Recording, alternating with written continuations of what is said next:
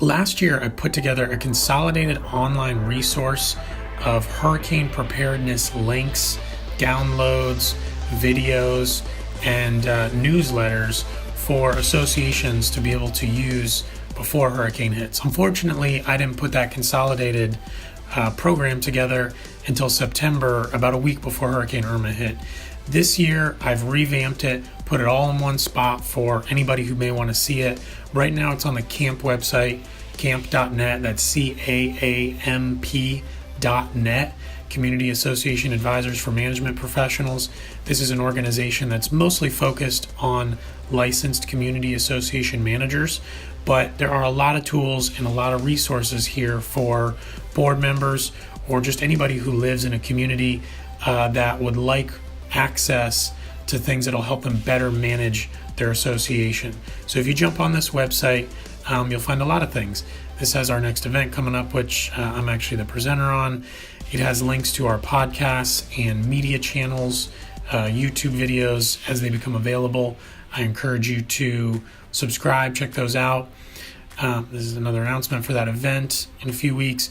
But here is the 2018 Total Condo HOA Association Disaster and Hurricane Online Resource. If you click through here, you'll find links to each one of those specific items.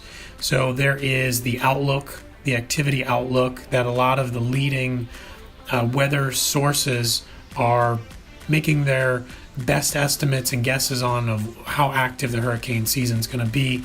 And then below this are the links, guides, and templates that'll help you prepare for hurricane season. So number one is the National Hurricane Center. NOAA is in charge of the National Hurricane Center, and this is the best resource to see what kind of activity there is going on in the Atlantic as far as basically 2 weeks out of what may impact our area. Right now we see 30% chance of cyclone formation in 48 hours. You'll start to see things just as they develop off the coast of Africa, what their estimated guidance and where they may be headed in the cone of uncertainty. So this is a great place. I would strongly encourage you to bookmark this, or just go ahead and bookmark this particular page, and then you can find your way back to all these areas. So National Hurricane Center. Next one is the Emergency Procedures Manual. So this is a doc file. You can download this doc file. You can edit it right in Google Drive, even if you don't have Word. And you can change all the pieces that are in here to be tailored to your association. So right now it just says Sample Brevard Association Inc. Change that to your association. Put your address in here. Put the new date. You're going to be preparing it yourself. I can help you with this directly, but this is a great place to start as you build your hurricane committee or disaster preparedness committee or catastrophe committee, and you can start right here. This has probably more extensive than you might need. Some of these areas may not apply to your association, but it's a good place to begin if you don't have one that's already started. So as you move your way down, there's just a lot of different areas that you can just tweak and update and create as you see fit. As you work your way through here, there's also a specific windstorm and flood emergency checklist that you can work through. This is just, 48 hours, pre-storm precautions, what needs to be done, and this is a great place to start also. Now this is a PDF you can download, not as easy to change and update, but it's consolidated, so it's very short and easy to manage. There's also a flood version. We know with windstorm there's always a chance of flood, but these are both good resources to start with. As you move down, video resources. This one's more specific on your current program. If you want to take a look at that before you get heavy into hurricane season, maybe some questions you might want to ask your agent. Something that I would really encourage you to do, which you would really need to do really now in the next few weeks before things get too crazy, is one of these emergency ready programs, or what they may call, depending on who you're speaking to, a first priority agreement.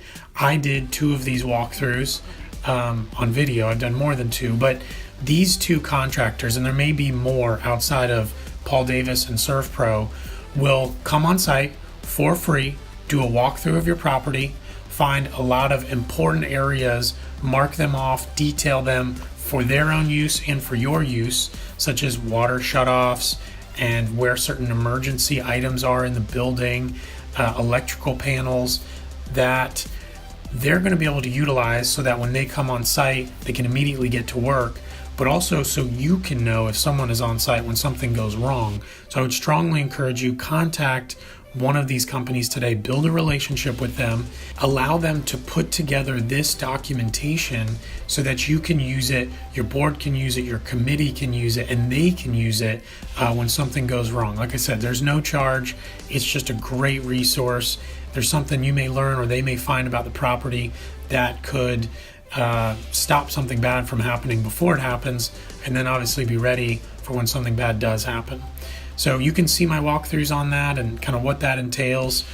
And then there's also some contact information, I think, just in the YouTube links that allow you to reach out to them. But you could just Google ServPro Central Brevard or ServPro South Brevard or Paul Davis, all of which are in town, local, can react very quickly. They also have the backing of being national franchises. So locally, they're locally owned franchises, but nationally, they can bring in resources beyond just Brevard County to really address if things got really bad here.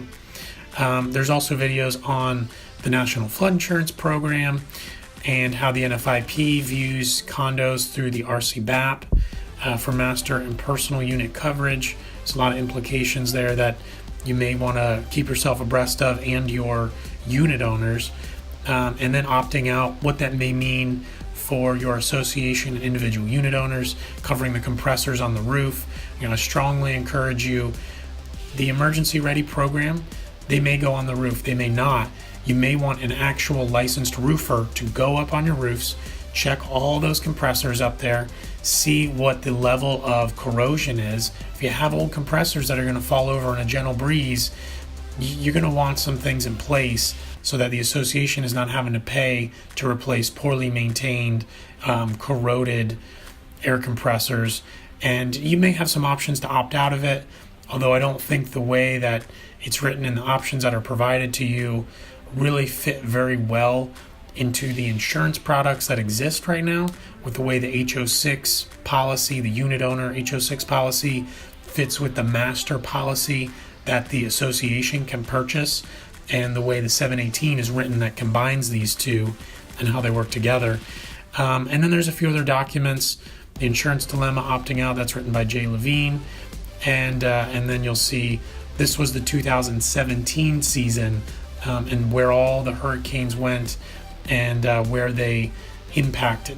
Hopefully 2018 will be like the 10 years we had before 2016 and 17, where we really didn't have any hurricanes make landfall, we didn't have any serious wind events to speak of, and we'll stay free and clear. But if we don't, be prepared, check out this resource, send me an email. I'd love to help you out. Once again, Trevor Barone, Brown & Brown Community Association Team. You can email at tbarone@bbbrevard.com. Thanks. Stay dry.